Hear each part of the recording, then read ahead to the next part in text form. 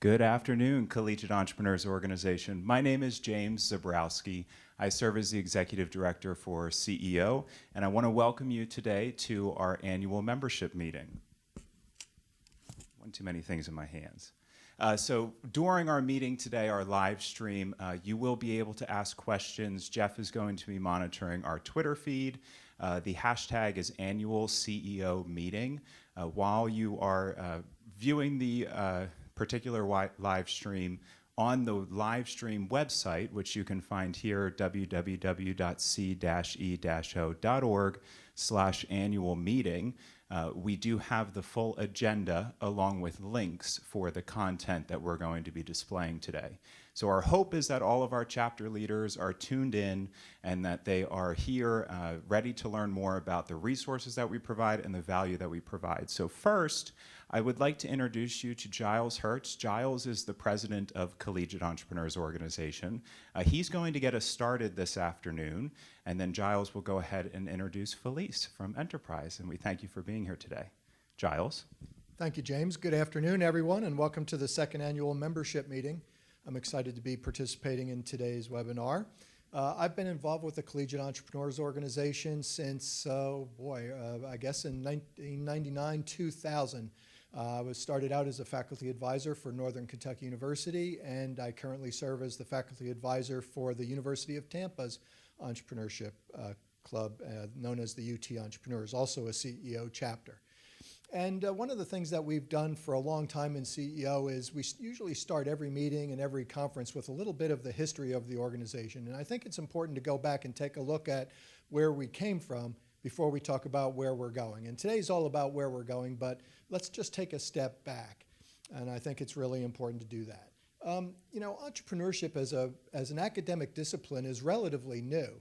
Back in the 1970s, there were some classes, strategic planning, and they often talked about small business, running a small business, but not anything related to entrepreneurship. So in late 1970s and the early 1980s, we started to see the development of entrepreneurship programs as an academic discipline. Right around the same time, there was a discussion that was held in Chicago among two individuals, Dr. Jerry Hills and John Hughes from the Coleman Foundation. Jerry was at the University of Illinois in Chicago, and John Hughes, as I mentioned, was with the Coleman Foundation. And as these academic programs started to take off, these two gentlemen had a meeting and discussed the fact that there really weren't any support organizations or student organizations to support students who wanted to be entrepreneurs. And so in the late 1970s, really, they met, and really it was 1983 when they first got together and started an organization known as the College Entrepreneurs of Illinois, and held their first conference in that year, 1983. In 1985, with the success of that conference, they held the College Entrepreneurs of the Midwest Conference. The organization continued to grow along parallel lines with the study of entrepreneurship. And in 1997, the Collegiate Entrepreneurs Organization was officially formed as an Illinois 501c3 organization with Jerry Hills as a co-founder with John Hughes.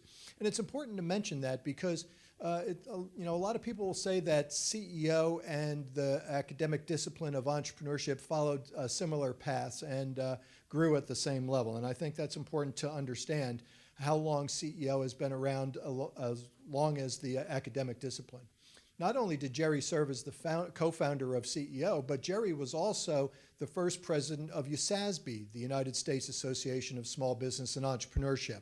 And that's the academic discipline. So as a faculty member in entrepreneurship, I'm a member of USASB also, and Jerry was the first president.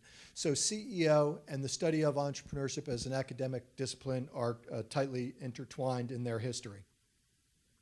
Today, CEO has approximately 250 chapters and about 11 chapters internationally, so we've continued to grow over that period of time.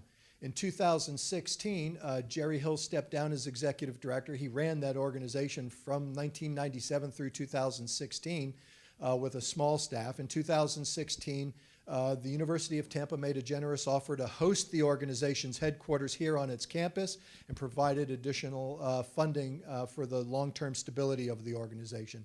So the University of Tampa is the host institution for our organization. CEO is an independent organization. It is not a University of Tampa program, but it is hosted here with the generous contribution of space and financial support. So with that, a little bit of history of the of Collegiate Entrepreneurs Organization, I'd like to move to the next step of our presentation today and introduce Felice Starr. Felice is the Group Talent Acquisition Manager for Enterprise Holdings. Felice focuses on talent recruitment in the Tampa Bay region, spanning 7 counties, and oversees a group of 1,200 employees. As with nearly all the employees in the Enterprise family, Felice started as a management trainee, and within the entrepreneurial nature of Enterprise, she forged her own path. She graduated from Fordham University with a Bachelor of Science in Psychology. Today, Felice will be talking about the entrepreneurial environment at Enterprise, the type of experience they seek in student leaders, and the value of serving as a CEO chapter president. Felice, welcome today. Thank you. I appreciate that introduction. Okay, awesome. So I am going to start off by just going through a brief history on me and a bit about my career with Enterprise, because I think that will help to get things grounded a bit better. And so, as Giles so kindly mentioned, I am a Group Talent Acquisition Manager for Enterprise Holdings, and that's a really big fancy way of saying I oversee all of the hiring, recruitment, onboarding for employees, and it's for the greater Tampa Bay area. So that covers about 7 different counties, 85 locations, and I have about 12 to 1,300 employees that I have underneath me. And so a pretty big role, and that will come into play a lot as I go further into my presentation. I've been with Enterprise for 8 years, and I actually started off in our entry-level position and became an entrepreneur in my own right and worked my way up to manage my own branch location. So a few things that I want to speak about today. One, just overall, who is Enterprise, and a little bit more about that. Entrepreneurship with Enterprise and what that looks like. One of my favorite topics, what do you want to do when you grow up? And leadership at Enterprise. Then I'll follow up with just what our job opportunities do look like. So who are we? We are a privately held company. We are family owned. And I guess the best example of entrepreneurship I can give when using Enterprise is our founder. He actually founded us in 1957. He named us after a military ship that he was on, USS Enterprise. And we started in the basement of a Cadillac dealership with only 7 cars in 1957. And he had this idea that he would provide really great customer service, and he would lease out these 7 vehicles and make money off of it. And so from there, his idea grew, and he started hiring new employees. And one thing he thought of was, okay, well, if I'm hiring new employees, how do I want them to get promoted and move up in my company? And he said, I want it to be very similar to the military. So everyone has to start off in the same position, and I will only promote from within. I won't let anyone just come in and take on a management role. That was his idea. So we are in the 3rd generation of tailors currently, and so we're still family owned and privately held. That surprises a lot of people because we are a rather large corporation. We have over 100,000 employees, and we operate in over 90 different countries.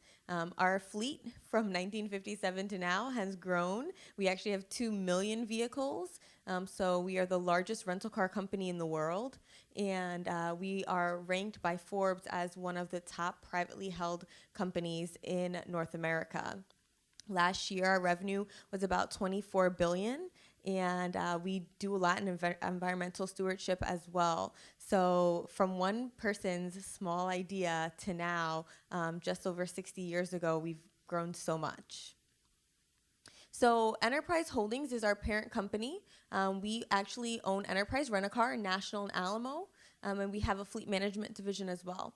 We actually have 8 different divisions underneath Enterprise Holdings, and some of these, as you can see, just by the logos, are international as well. And so one of the fun facts that I love to share is I started in the company 8 years ago, and we had just acquired National Alamo.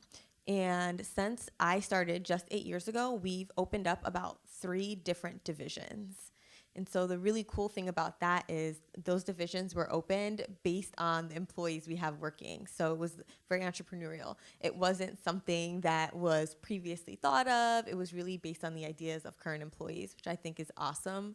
Our CEO is not related to the family that owns us. She actually started off as a management trainee and worked her way up and is now running a $24 billion company, which is amazing to me.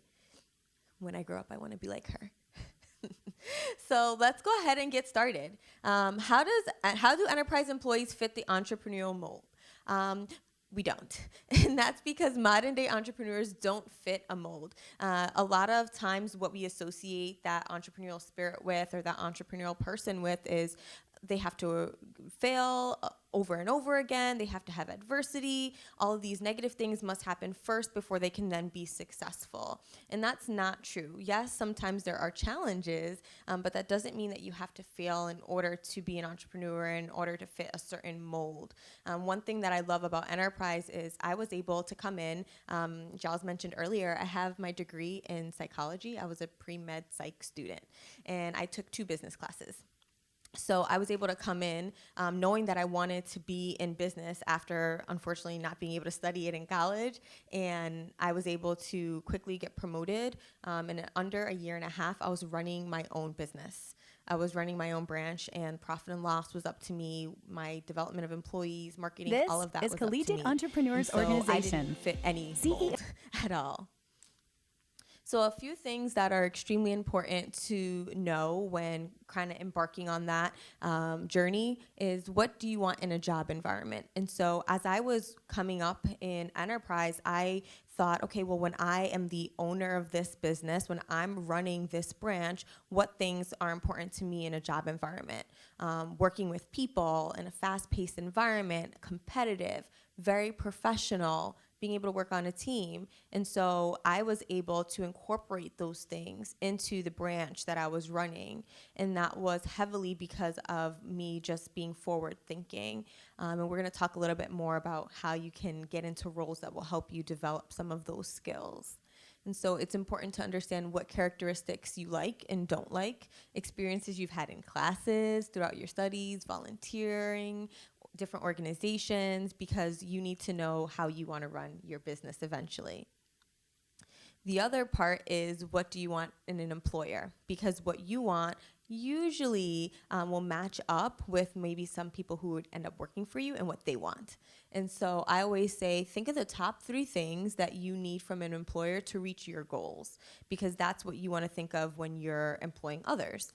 So promotional opportunities, technical skill learning, training programs, stability and risk, work environment, culture, work-life balance, pay, benefits, those types of things you really have to think of. And so when enterprise was first developed, we didn't have a promotional scheme, right? There was nothing there. And then what our founder came up with was, okay, well, if we promote from within, I think that makes sense. That's fair. Have everyone go through the same thing so they can manage better.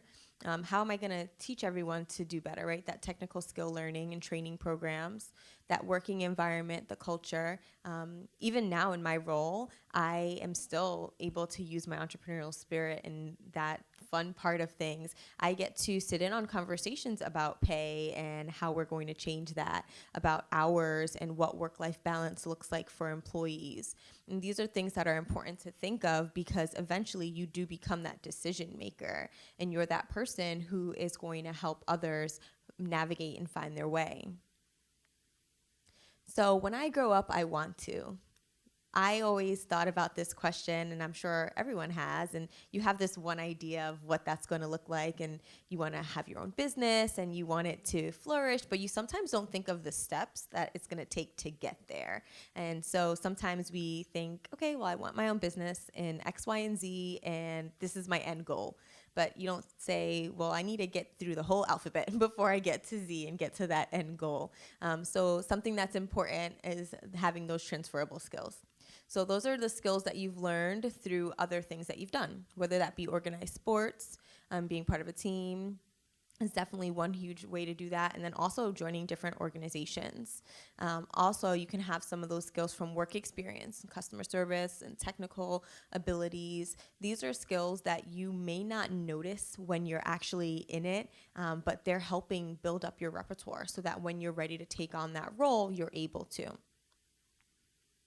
So together we grow. How can you overcome the challenges ahead? Right? How do you overcome not knowing what that middle part of the alphabet looks like before you get to your end goal? One huge way is through leadership.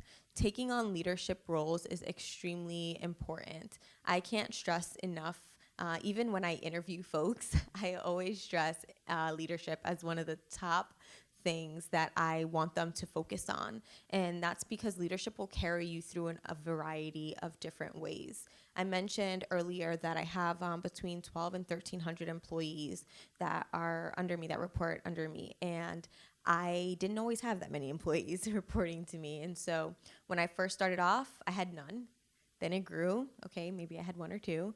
And then that grew and it grew and it grew. And if I didn't start taking on different leadership roles and I didn't start understanding what it meant to truly be a leader, right now I'd be failing those 12 to 1,300 employees. And that's not something that I'm okay with. So taking on leadership roles early on is extremely important. So let's see how we can do that.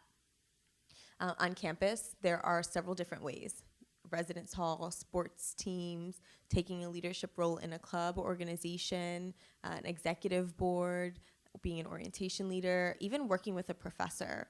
And again, since I'm in recruiting, I have to kind of navigate this to what I would look for in an interview. And when I see those on a resume, it pops out. And it stands out, and I'm excited, but I'm more excited to hear someone tell me how that was taking on a leadership role. And so it's important to know the difference between having a title and being a leader. And so you would hope that the two things go together, that everyone who has a title is a leader, but you first must know how to lead and then gain that title. And so when you are taking on these different roles, and you can take on multiple roles, just always remember having the title itself doesn't mean that you're leading. Leading occurs when you're training and developing others. You're holding others accountable and you're holding yourself accountable as well. You're able to clearly show that you've made a difference, maybe for one person or for a group of people, and that you led them towards one common goal. And that's something that's extremely important to recognize. You can also take on leadership roles throughout the community. So social groups, community service projects like passion projects, or even through volunteering. There are so many different ways. And I see it was a fantastic opportunity to raise your hand and take on a leadership role. I can tell you that there aren't many places that you can work or even be your own boss that you don't need to be a leader. Even, I say this all the time, even in an accounting role, I tell people, I need you to be a leader because I want you to grow. I don't always want you to stay in that one spot. And growth and leadership are definitely correlated. They're connected in so many ways. So looking ahead, tying everything together, when I am interviewing someone for my entry-level position, and just to give you an idea of how many people I touch, last year, me and my team touched almost 11,000 people who had applied for positions with us. And so we hired somewhere around 450. And so one thing that I can tell you that's important, again, is that leadership and being able to communicate it effectively. So things that I look for are the ability to communicate how you have that entrepreneurial spirit. How is that something that you can bring to my company? Because if you can't, then you can't help us grow. And we want to continue to grow. And that's going to be very important. And so even moving up at enterprise, you start off as that management trainee, figuring out how do I even run this business? Then you can become an assistant manager in 12 to 18 months. And then you're helping to run the business. Some of that is falling on you. Then as a branch manager, you're managing a team somewhere between 5 to 15 employees, and you are running that business. That was one of my favorite positions. I was responsible for everything. I was responsible for my employees' training and development. I was responsible for getting them promoted. I had a say in how they learned and how they were trained and everything. It was a lot of fun. And then you continue to move up. Our area managers usually get there in 5 to 6 years, and they are overseeing usually somewhere between 40 and 50 employees, and they're responsible for going out in the field and marketing their business, growing that business, making sure that their profit and loss statement is tidy. Enterprise is cool because you're running a business without having to put your own capital in. Sign me up for that. And then you get to reap the benefits of that business based on your ability to run it in a profitable manner, which is really cool. So qualities that we look for, I can't stress this enough: leadership, which you can get those leadership qualities based on taking on roles like executive board roles for Greek organizations, even within CEO. That's a great opportunity. Remaining coachable, understanding that everyone can be coached. I still go to trainings, and I'm a group manager, and I still go to trainings, and I still remain open to constructive criticism so that I can get better. Having an entrepreneurial spirit, one of our sayings, a lot of people know, pick enterprise, we'll pick you up. We kind of coined that phrase. That came from an employee. An employee said, why don't we pick up our customers and drop them off? Why can't we do everything and be really full service? And now that's something that everyone relates to enterprise, is that term. And that came from an employee. Even within our different divisions, we have recently really start to build up our truck division. And that division, that idea came from an employee. And the cool thing is you get to pioneer these things. In my role now, I get to pioneer new ideas and new different ways that I feel we can attract top talent, retain top talent. I get to come up with those ideas and implement them and then see them and see how successful they are. That is such an amazing feeling. And then another area I can highlight is just remaining assertive. If you are not able to assert yourself, then people might not listen to what you have to say. And so even if you have an entrepreneurial spirit and you don't assert yourself, they're not going to listen to you, and your idea is not going to make it to the table. So when you have a really good idea, speak up. Make sure that you have it well planned out so that what you're saying makes sense. And to me, those are some of the top qualities I would look for in someone coming on with us to start their own business. And so one of the things that Jack Taylor said when he first founded our company was that if you take care of your customers and employees, profits will follow. And that's something that we have been true to since day one. Being able to take care of your employees means they're going to take care of your customers, and they're going to come back and do business again. And how cool is it to be able to operate under that and then at the same time have the ability to be part of pioneering new business lines and new divisions and seeing all of that growth and knowing that it's because of you. To me, that is absolutely amazing. So my words of wisdom for everyone, one, make sure you seek out leadership roles early on. Don't wait. Don't think that it's something you could do later on. You should do it immediately, even if it's a small leadership role that can develop to something larger. 2, make sure you always keep that entrepreneurial spirit about yourself. You never want to be in a situation where you're killing your dream or not really expressing yourself, because you never know if your great idea is going to be the next big idea. And 3, make sure you're assertive, but make sure you have a plan. So when you assert yourself, what you're saying makes sense to everyone and it can really carry over. So that is what I have for you all today. If you have any questions, you can feel free to connect with me via LinkedIn, and I'd be more than happy to speak with any of you. Thank you so much, Felice. You can just hold on for that for one more second. Jeff will monitor the Twitter to see if we have any questions that come in, but I thought I might just speak real briefly about your support of CEO and, of course, obviously the entrepreneurial notion that you clearly possess. And as you've gone through your time at Enterprise, being able to implement those entrepreneurial experiences in your career obviously has been very rewarding for you.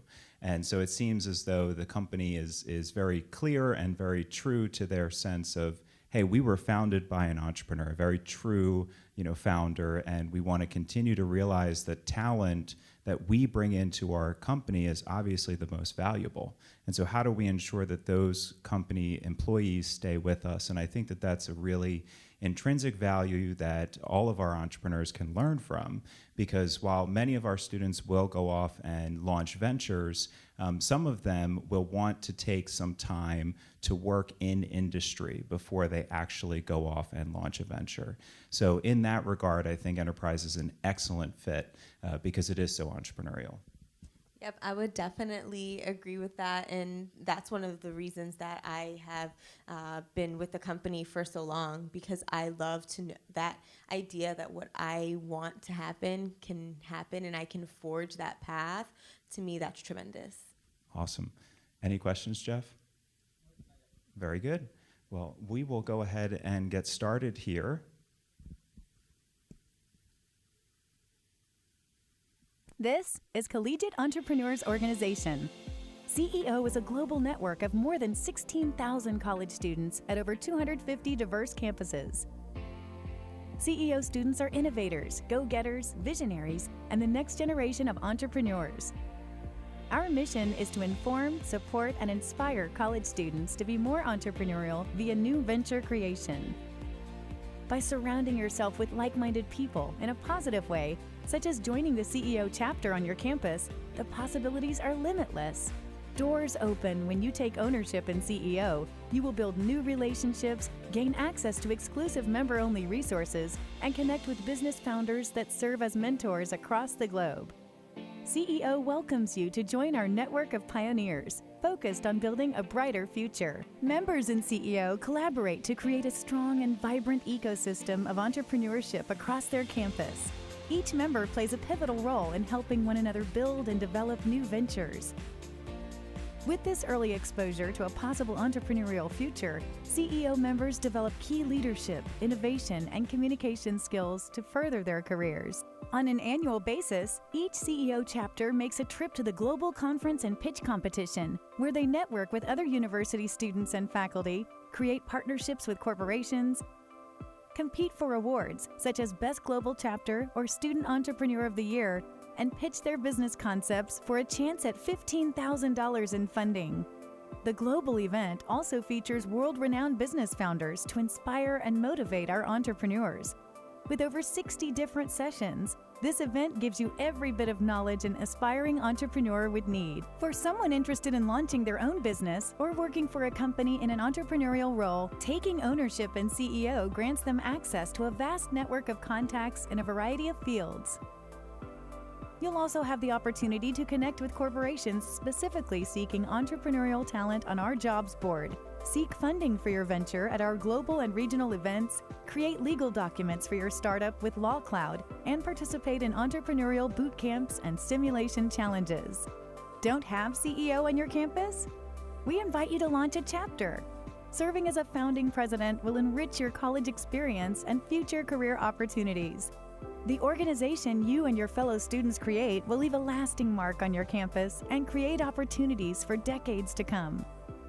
CEO, headquartered at the University of Tampa, together creating a world of opportunities.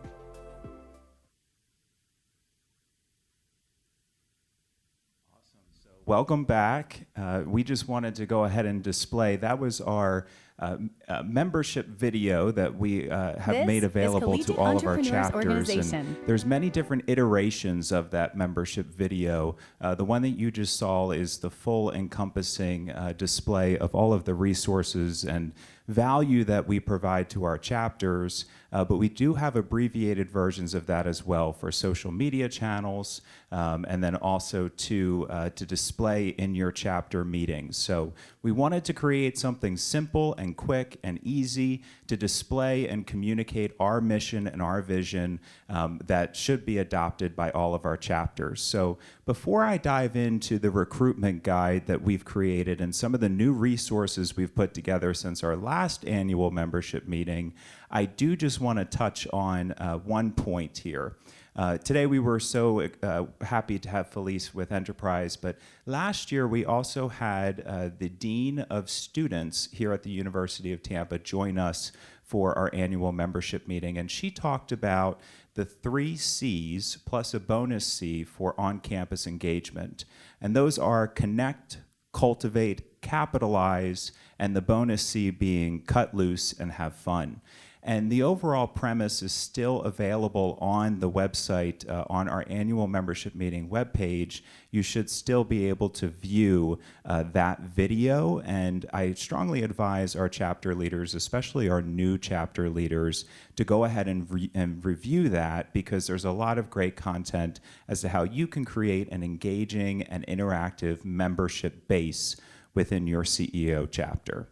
So what I want to start with right now is our recruitment flow. So we went ahead and created this after a conversation with the University of Tennessee, Chattanooga, one of our CEO chapters, and also the chapter that hosts the Southeast Entrepreneurship Conference, basically saying that they were looking for some type of checklist. How can they be sure that they are accomplishing everything that we expect? And probably, and Jeff would probably agree, the number one thing we want our chapters to be doing on a reoccurring basis is recruitment. You cannot build enough engagement across campus. We focus on e-diffusion, so our goal with that is to ensure that all of our chapter leaders and our chapter members are involved and feel engaged regardless of their academic discipline. Entrepreneurship is alive and well in many different academic disciplines, many different forms of education. So it's certainly something that we want to be focusing on, and recruitment is a great way to do that. So what you're looking at right now on our screen is establish, exposure, prepare, recruit, and then CEO.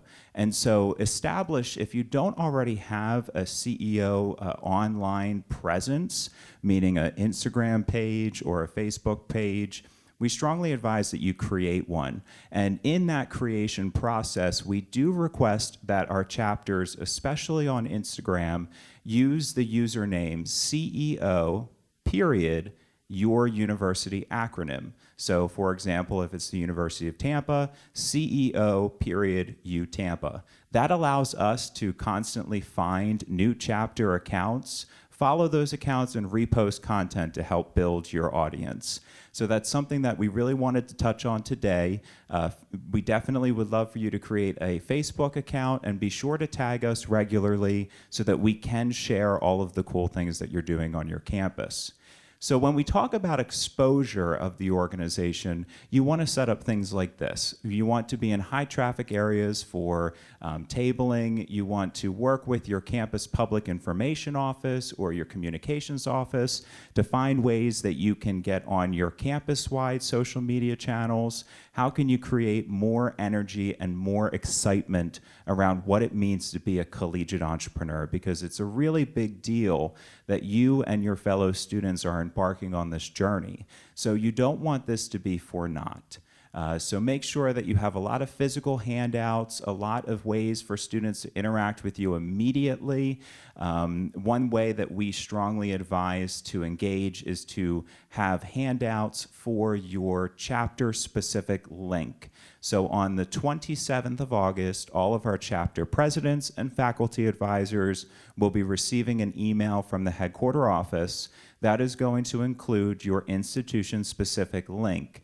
This link is created for all of your student members so that they can log in and create membership accounts on c-e-o.org.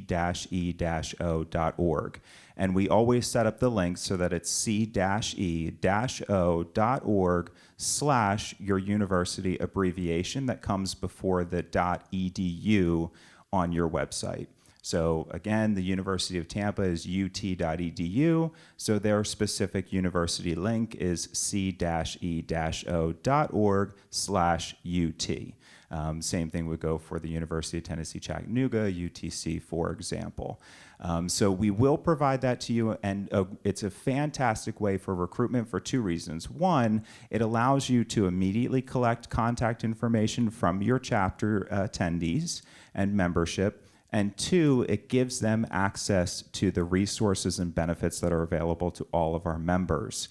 So it's an immediate gratification for students, and there's no cost to do that. In terms of a recruitment event, Jeff is going to go over some scenarios from some different areas and how you can actually engage with students. Yeah, so we wanted to talk about 3 specific examples of recruitment opportunities to get new members.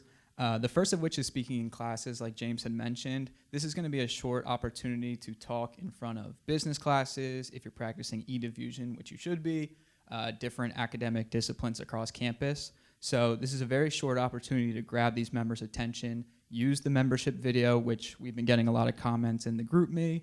I'll share that link to you guys after the live stream. And then after that, have a quick 60-second value add just pitch to these members. You can target it to the specific class that they're attending, or you can make it a little bit broader, talk about your chapter common goal, an upcoming event, anything like that.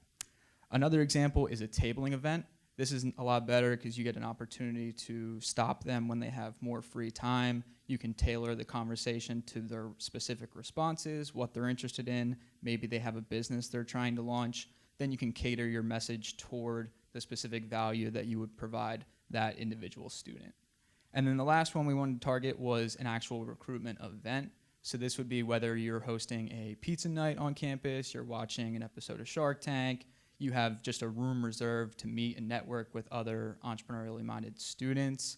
And this would be an event where you want to make sure you have that registration link on handy. So that way, once you do have a longer face-to-face conversation with a newly interested student, they can right away register with the link online.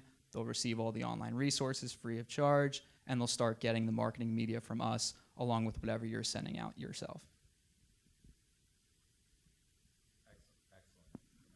Excellent. Thanks, Jeff. And one other thing that I wanted to touch on, it's so important to have some type of calendar events or happening sheet available to your membership at all times. So when you're doing these recruitment events, make sure you're communicating to them when the next engagement opportunity is. Is it a volunteering event? Are you touring a local company? Are you meeting with a successful founder? Do you have a successful alumni coming to your campus? Are you doing a pitch CEO event? The opportunities really are limitless, but the goal is to make sure that they know what's next and that they always know what's next. It's your responsibility to make sure that you are creating content and creating programs that satisfy our mission of informing, supporting, and inspiring college students to be more entrepreneurial via new venture creation. So just always keep in mind that we want to make sure that you have a constant flow of opportunities to engage, and the buddy system really works. Encourage your members to bring their friends. The rule of 2 is very, very powerful. So we wanted to provide you, obviously, with some resources to help you recruit. So the first of the full set here is a membership benefits list that's available on our website. So if you're following along on the agenda that's posted to the annual membership meeting page, you should be able to click on the benefits and resources page. And what's cool about this is it gives a full listing along with links for all of the benefits and resources available to you as chapter leaders. You will notice that some of these resources require login. So again, if you don't have your membership link, we're going to be sending that out on August 27th, and you'll go ahead and create your own membership accounts. In terms of the second area of focus is our Why CEO page, and it's specifically written for students. So why would students want to participate in CEO? That's that center page that you're seeing on your screen right there. It talks about membership within CEO, opening doors to resources, networks, and mentorship opportunities, hands-on experience, and obviously careers. And then finally, we have created, and it is available to you online, a flyer that we update every year with all of our annual events. And it also includes all of the kind of a listing of some of the resources that we provide. So these recruitment tools are already available to you online, and we do want to hear from you. We want to know what you want more of. It's very easy for us to create content. It doesn't cost us too much money, which is great because we're a nonprofit and we want to be able to continue to support your efforts. So if you have any ideas of stuff that you need from us, please let us know, and we'll try and have it created within the month. So what I want to focus on right now is the sign-in for our chapter leaders.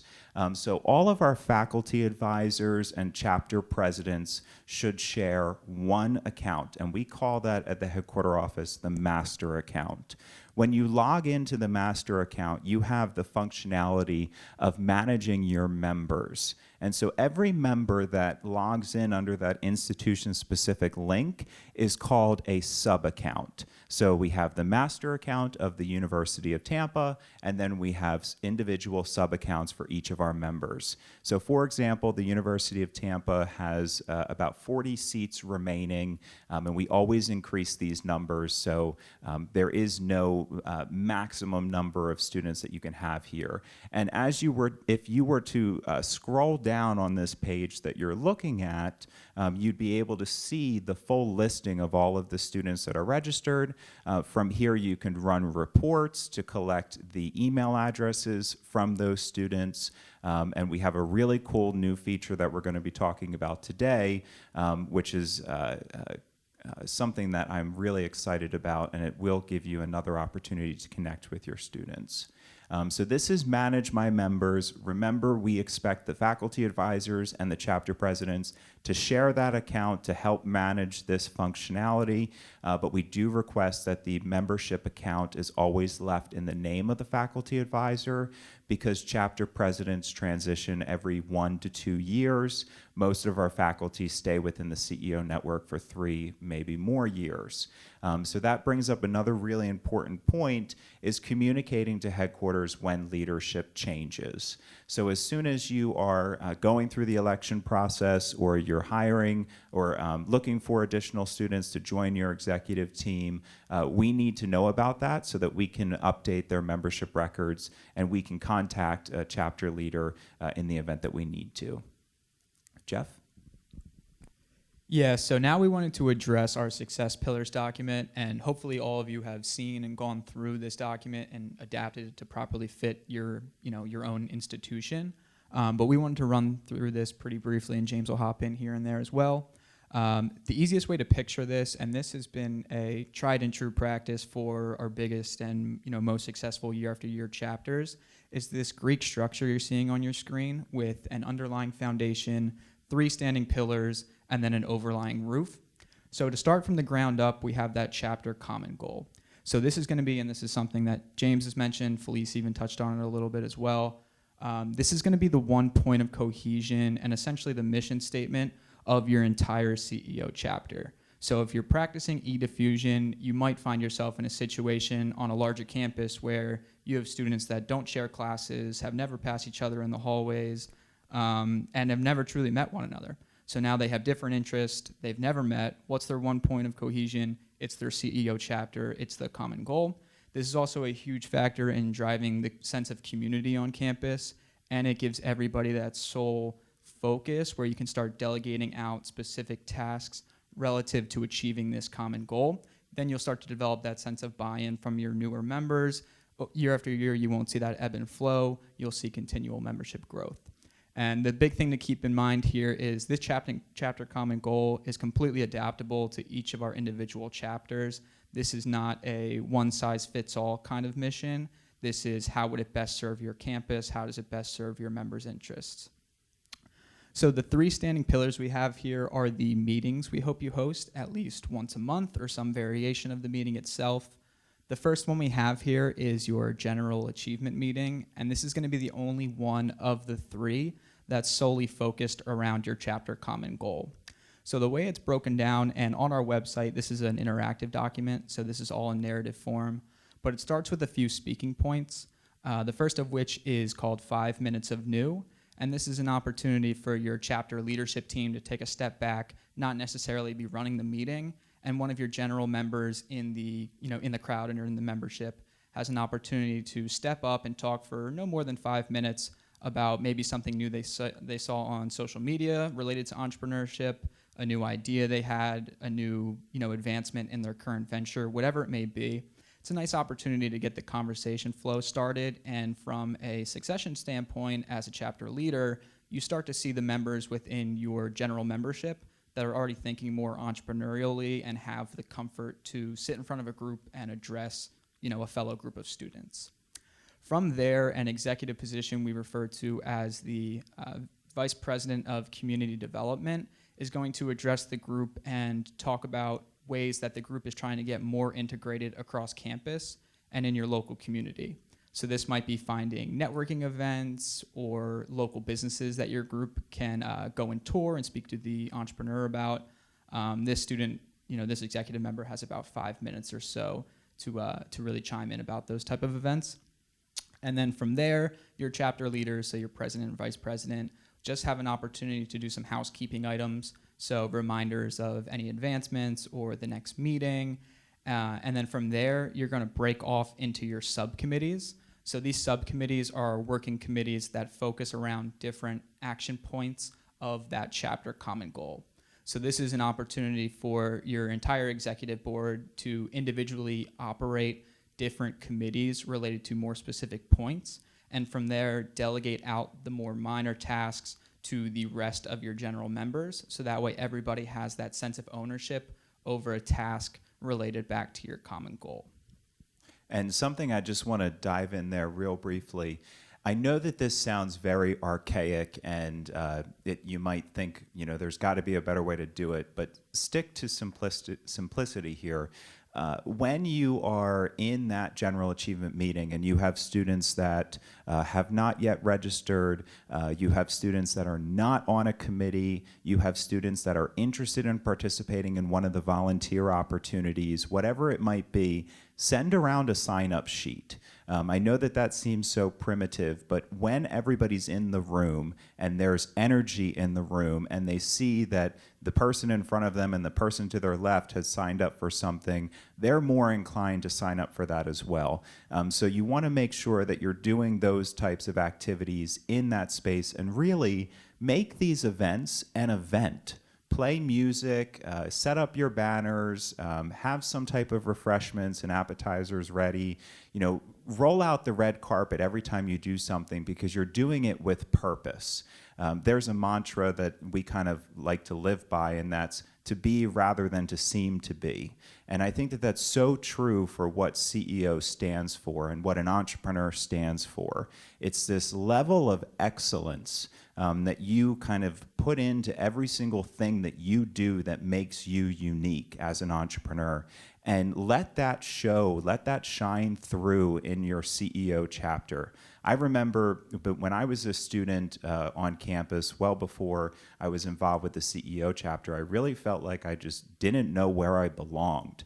And it wasn't until I got involved with the CEO chapter on campus that I finally found the students that cared as much as I did about my future and about their future. And those are the students that you are all interacting with. And a lot of those individuals that share that mindset really are not communicating of that mindset, or they might not want to talk about it. So, starting those conversations with students, like the 5 minutes of new, is a great way to kind of just put the responsibility and the ownership of the organization back in the hands of your members. And if you notice in that layout that Jeff just described, it went from student to executive team member to chapter president for 5 to 10 minutes of housekeeping, back down to members. And we want that easy flow, that consistent flow of engagement, because when they feel engaged, they'll continue to come back. Yeah, those are all great points. And if you have any questions, remember we are on Twitter. The GroupMe is firing off a little bit right now as well. But to transition to the next pillar here, the next meeting, is that social function. So this kind of relates back into the recruitment aspect of things. These are great opportunities to invite new members to become a part of CEO in an atmosphere a little less intimidating than maybe a general achievement meeting. So these are opportunities to drop the veil of we're entrepreneurial, we're here to focus on learning more about entrepreneurship and business and launching businesses, and instead just be a community of like-minded students. So like that fourth bonus C from last year's membership meeting, it's to cut loose and have a little bit of fun. So this can be, for example, going bowling as a team, or having a pizza night, or watching Shark Tank, anything that kind of has that overall similar point of interest, but not necessarily is so focused around that common goal or around business. And these are opportunities where you can do some fundraising events. So whether you're selling tickets or a raffle or whatever it may be that you find actually generates some kind of fundraising, that aspect's involved in there as well. So the third opportunity, or the third meeting here, is twofold. It's a value add workshop or a speaker series. So for the speaker series, these are anyone you can get to physically come to the meetings in person, which is great, or they can Skype or Zoom into your meeting space as well. But these can be subject matter experts that have a specific message they would like to deliver, one of our corporate partnerships that wants to get in front of your chapter itself, or somebody that has a motivational message as well. Maybe it's an entrepreneur that has a faceplant story to share with your group, or somebody within the local community that is moving into your area that has that if I can do it, anybody can do it kind of a message to deliver. And it's a good opportunity as well to engage with your general members to see if you did go the route of a speaker series that month, what the topic they would actually like to hear about, as opposed to just offering them a speaker talking about topic X, but they wanted to hear about topic Y. So they might not show up to that specific speaker series. The other side of this meeting is your value add workshop.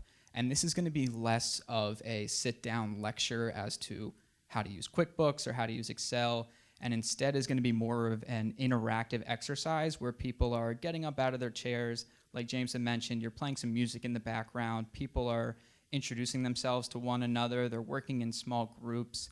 And at the same time, you can focus these activities on a specific entrepreneurial topic. So whether that's innovation or marketing or pitching, whatever it may be, all those subsections of entrepreneurship can be tied into this specific activity, and without even recognizing it, your general members are, they're developing more entrepreneurial skills, they're feeling more comfortable within their entrepreneurial mindset, and overall just getting a value add from your chapter if they're not necessarily using any of the intangible resources to launch their new venture. Anything else to add to that one? One piece I might add would be, in relative to that workshop, a good example of this would be a creativity exercise. And we don't curate a list of those because they're a dime a dozen on Google. And you could literally type entrepreneurial creativity exercise and hundreds of opportunities would pop up. But these are really fun, engaging games. I've been to a conference before where we all broke up into groups and created a board game. So all we did in terms of the props that we had were an 8.5 by 11 sheet of paper and those very thin clothing boxes that you get around the holidays. And we designed it with markers and Sharpies what our board game was going to be. We priced it out. We came up with a rules list. So it was a really cool way just to ideate with some fun people. Ideation exercises, creativity exercises, anything that you can do just to kind of pull that plug on, being all business all the time is great. And those workshops are a really great way to do that. Yeah, all great points again from James. And then to finish off our success pillars document here is we have that overlying roof, and that's you guys as chapter leaders and faculty advisors as well. So at the end of the day, a CEO chapter is a student exercise. This isn't designed to turn into another job requirement from your faculty advisor. They're there to serve as connection points to campus, whether it's funding sources, how to actually pay your annual dues, get you connected with speakers if you're having trouble doing that as a student. But your executive team is really there to steer the ship and make sure that your chapter common goal is clearly defined and communicated to your members, and the action points that you're taking and tackling at each general achievement meeting are related back towards the common goal and ultimately being achieved. So you guys are there to, like I said, really steer the ship. This is your exercise, not something that should just be passed along to a faculty advisor. And something that is really important here, and if you were on the website, you'd be able to dive into the narrative on this, but the executive team, you all are working very hard to create really great content, excellent programs, great flyers, membership rosters. Don't let all of that hard work go to waste. Set up a transition plan today. Figure out what you're going to do when your current chapter president and vice president becomes too overwhelmed with classes, has to leave for unknown reasons, or is simply graduating and it's time for new leadership. So start to establish that plan of, this is where we save all of our files. These are the files that we save in the headquarters shared drive, which is available on our website. Because anything you save at headquarters, we can very easily transition to new leadership. Use us. Remember that our primary focus here is to service you. So if you need more guidance, you need more connections, you need more resources, we don't know that unless we hear from you. So you have to communicate with us, utilize that file sharing system, set up your retention plan, set up your election plan, and make sure that you're touching all of those points today. Because all of the work you're going to put in over the next year is excellent and it's hard work, but don't let it be for naught. So always think about that who's next and how do they get there. So the next thing I want to dive in on is our resources. And our resources are all available online. Like I said, some of the resources might not show as available until you're logged into your membership account. Make sure you go ahead and create one. There is no charge for the membership account. Again, you'll want to use that institution-specific link that you'll receive. And the first resource I want to talk about is LawCloud, and the video does a lot better at describing what it does than I will, so I'm going to ask Media Services right now to play that video for LawCloud.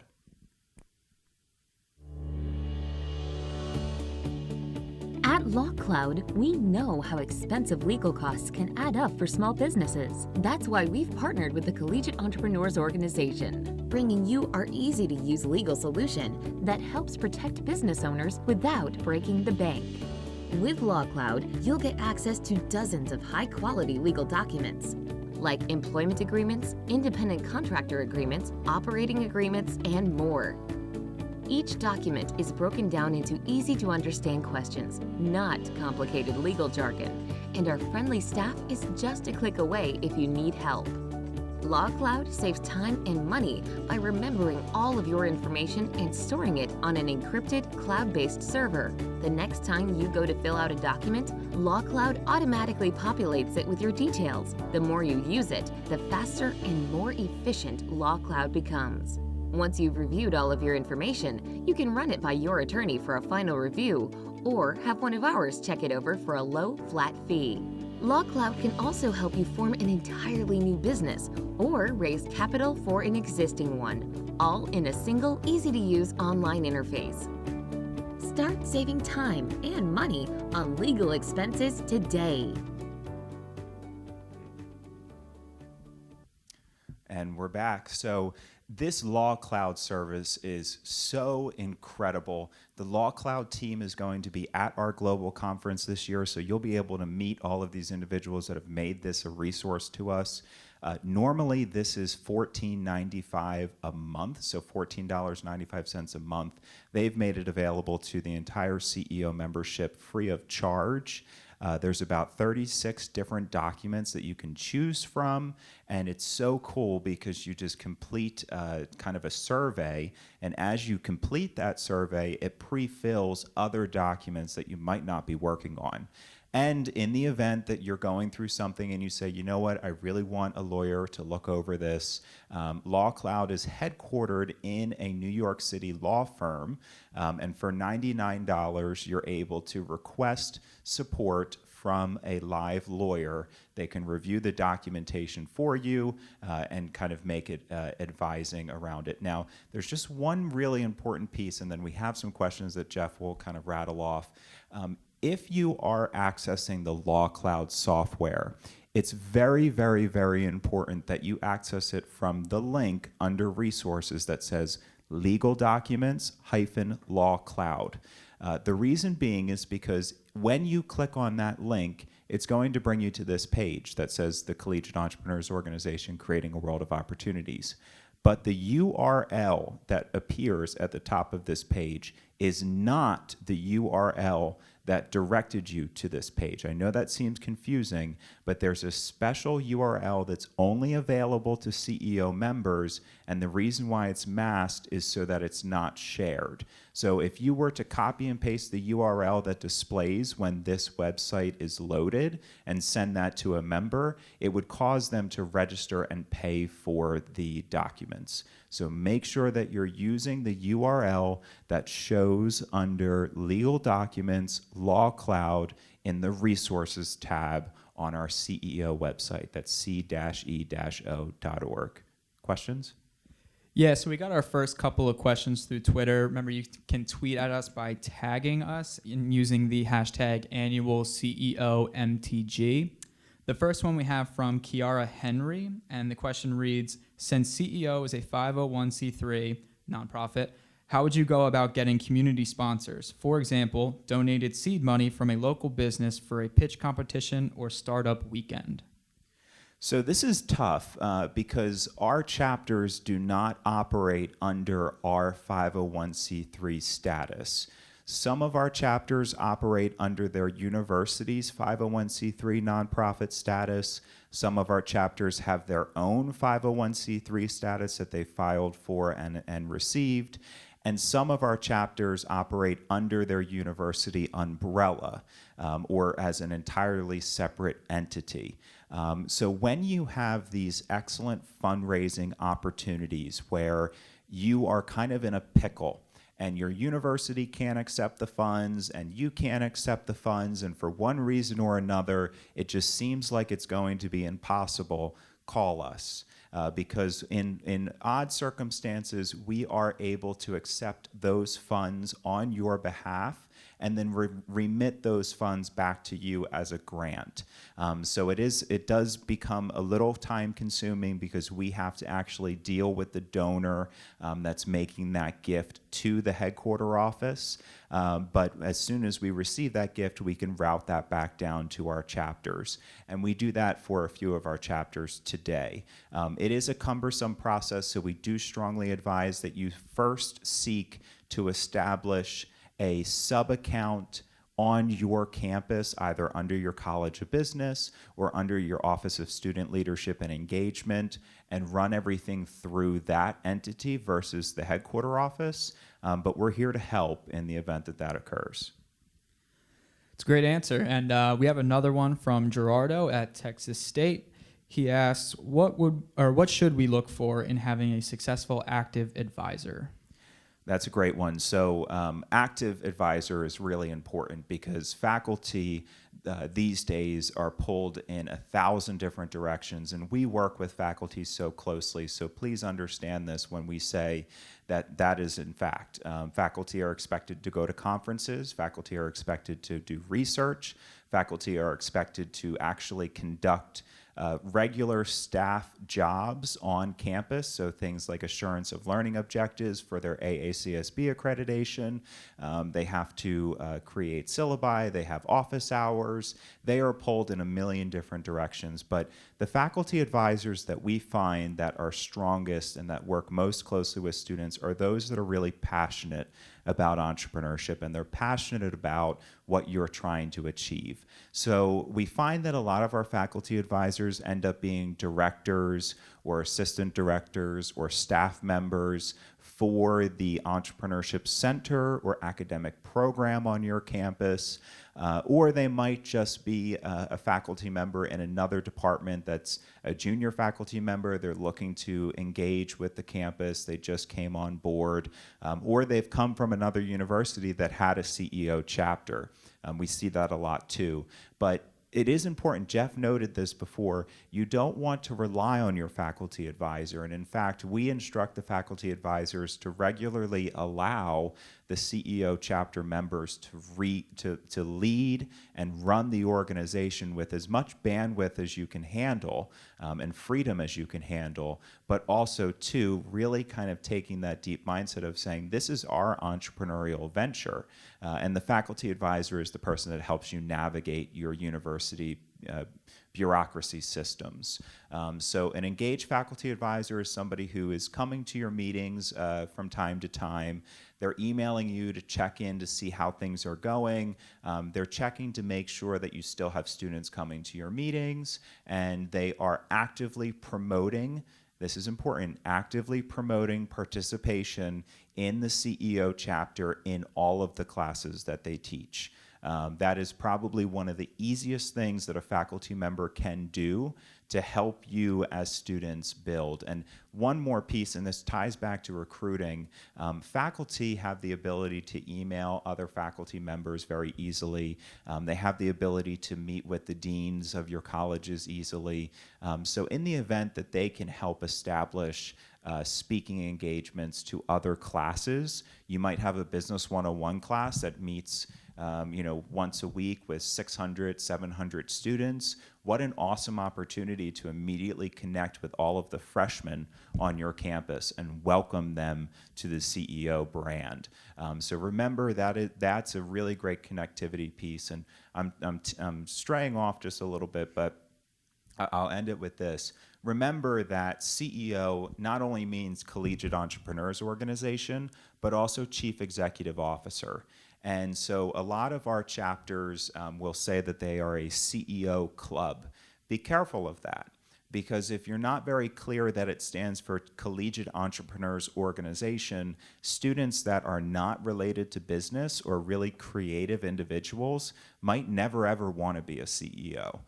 So you want to make sure that you're branding yourselves as Collegiate Entrepreneurs Organization at your campus. Kiara says thank you for your answer, by the way. You got it. And a new one from East Carolina just came in. James, what is your favorite / most successful fundraiser you've done as a chapter president or seen other presidents do that all chapters can recreate, specifically for global conference fundraising? Okay, great. So, well, there were two. When I was the chapter president at the University of Tampa, we hosted the Southeast Entrepreneurship Conference. So this was before CEO was headquartered in Tampa. And this was our big revenue generator each year. So we would have about 200 some odd students from 14 different states make the trip down to Tampa in that spring semester for the SEEK conference.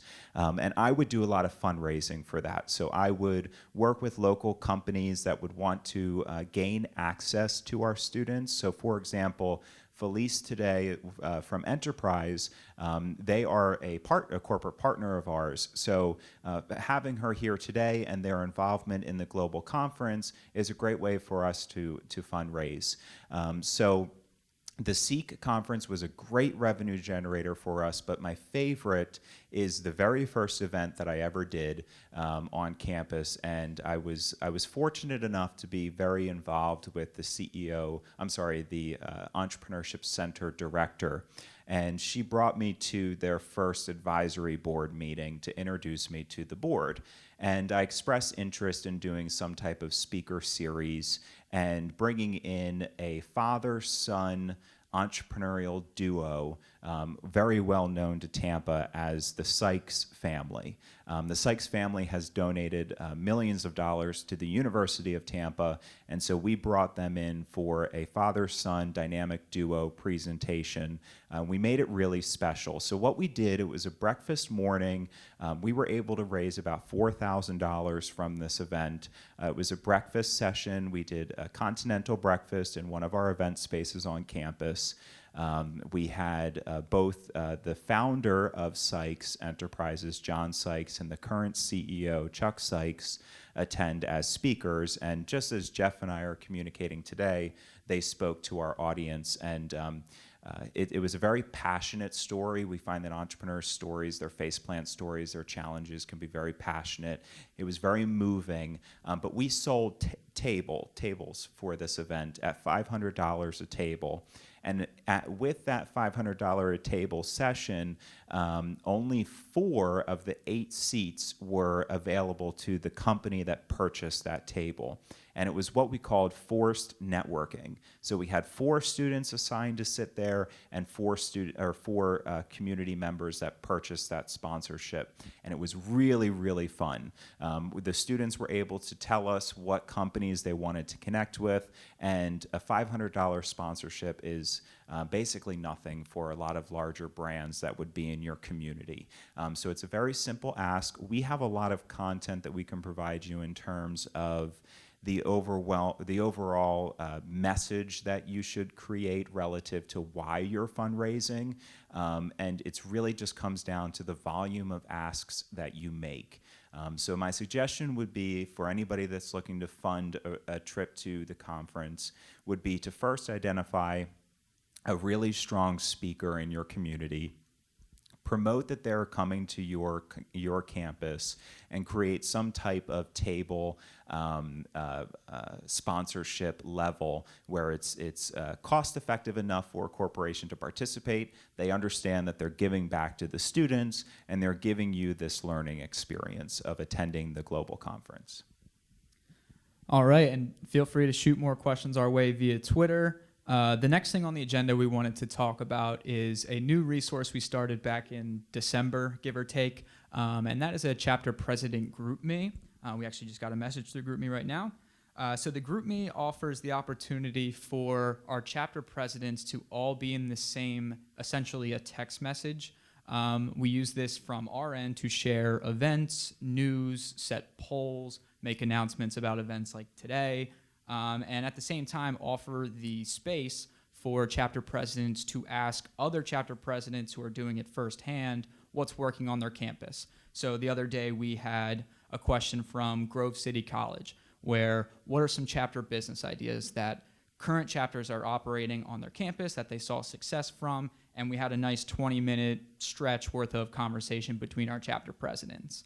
From the flip side of that, it offers us the opportunity to directly connect with chapter presidents in essentially a text message format. There's not a lot of global organizations out there where you can just pick up your phone and text the executive director or the membership coordinator if you need a link or you need access to a resource. So that's a nice value add from a GroupMe scenario like this.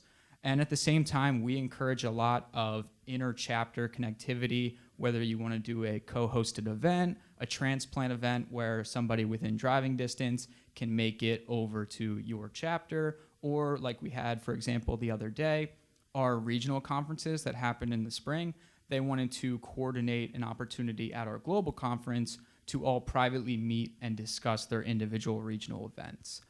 So it's a nice aspect of your membership. And with that, we wanted to go over a few points of etiquette for the GroupMe, and etiquette's an intimidating word, but just some best practices for the GroupMe itself.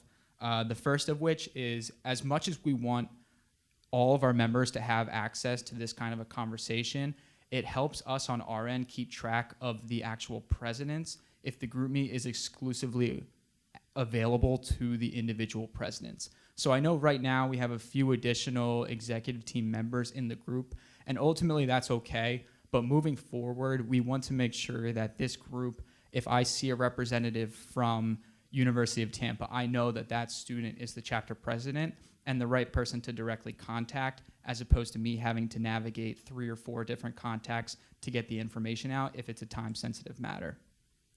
On top of that, we also wanted to address the name that you represent yourself with within the group itself. So some people right now simply have their name, and it's not the end of the world, again, but it helps us immensely on our side of things and from other students trying to network with you if you represent yourself as, for example, Jeff Russell, University of Tampa. It goes a long way, and it takes 3 seconds to do in the settings of the message itself.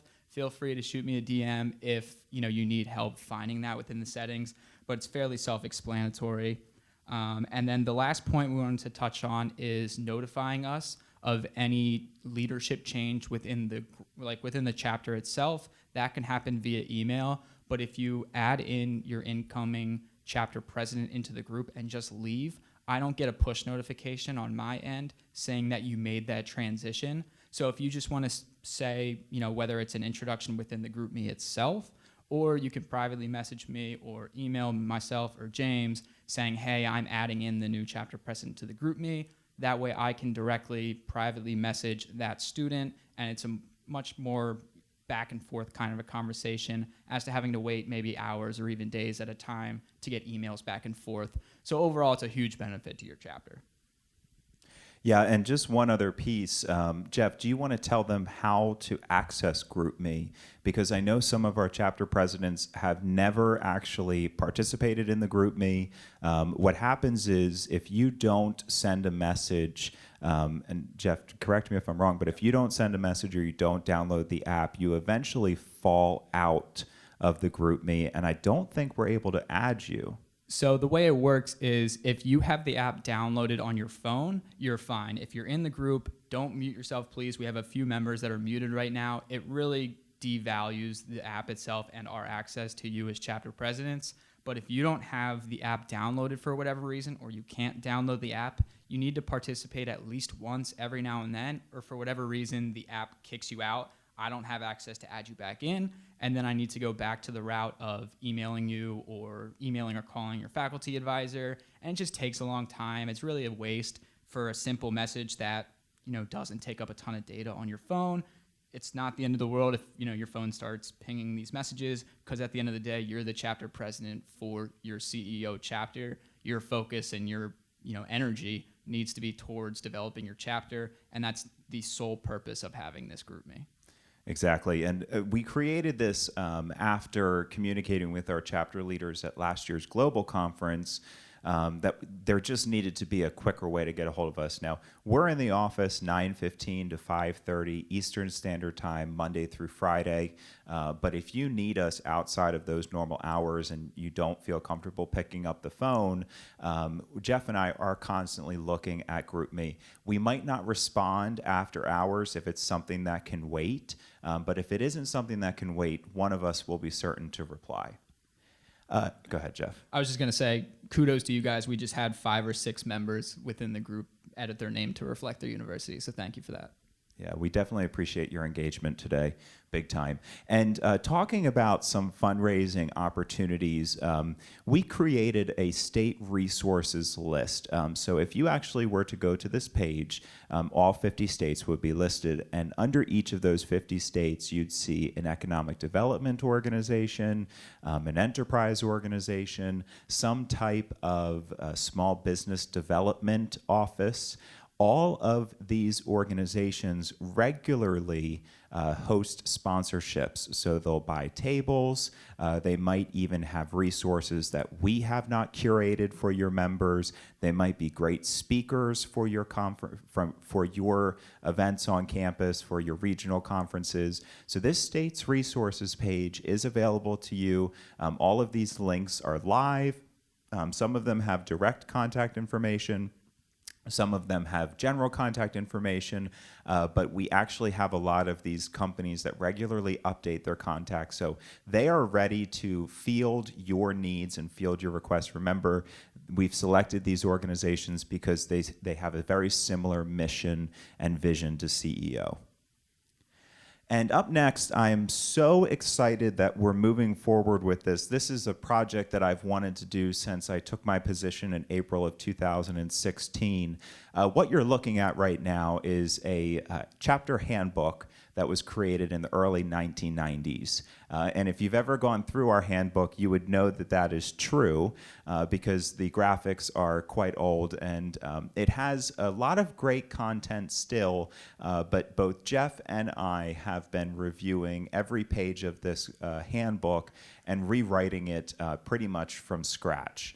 So what our goal here was to create a resource so that a chapter president or an executive team member could sit down over the span of a week and read everything that they need to know in one location instead of going from guide to guide to guide. In one location, start to finish, this is what you need to know about being a CEO, chapter president, or executive team member.